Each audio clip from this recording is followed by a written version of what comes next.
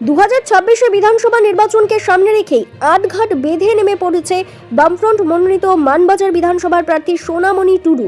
মানবাজার বিধানসভার বিভিন্ন গ্রামে গ্রামে গিয়ে কথা বলছেন সাধারণ মানুষের সাথে এবং তাদের বিভিন্ন সমস্যা ও অভাব অভিযোগের কথাও শুনছেন। পাড়ায় পাড়ায় বৈঠক করছেন, বিভিন্ন মোড়ে পথসভা করে প্রচার করছেন। প্রার্থী প্রচারে কোনো খামতি রাখতে চাইছে না দল। মানবাজার বিধানসভার সিপিআইএম প্রার্থী সোনামণি মুর্মু সাংবাদিকদের মুখোমুখি হয়ে জানান, তৃণমূল এবং বিজেপি একই পার্টি, সব আরএসএস এর লোক। 100 দিনের কাজ বন্ধ এ রাজ্যে, স্কুল বন্ধ, নিয়োগ নেই, চাকরি নেই। এর একটা যুব সমাজকে সম্পূর্ণরূপে ধ্বংস করে দিয়েছে। মানুষ এবার বুঝে গেছে, তারা চাইছে রাজ্যে বামফ্রন্ট সরকার। খুবই ভালো, এটা কোনো আলাদা ভাবে বলার নেই। মানুষ জেনে গেছে টিএমসি কি বিজেপি কি। এরা হচ্ছে একটা দলেই আরএসএস এর লোক। দুই দল নিয়ে এরা নির্বাচন লড়ছেন, কিন্তু আরএসএস এর লোক।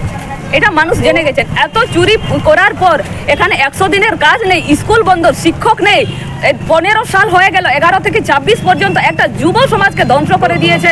কোনো চাকরি নেই, তাহলে আর কি মানুষ বুঝবে না এখনো টিএমসি কি বিজেপি কি? ভালো সাড়া পাচ্ছি আমরা। নির্বাচন আপনি কতটা আশা করছেন? 100%। কত ভোটে মোটামুটি আশা করছেন? এটা 4 তারিখে বোঝা যাবে, কিন্তু আমরা শিওর 100% আমরা মানবাজার বিধানসভা, আমরা মানুষের জনগণের এই বিধানসভা আমরা পশ্চিম বাংলায় সরকার গড়তে চাই। মানবাজার থেকে দিব্যেন্দু মাহাতোর রিপোর্ট, বিগ নিউজ বাংলা।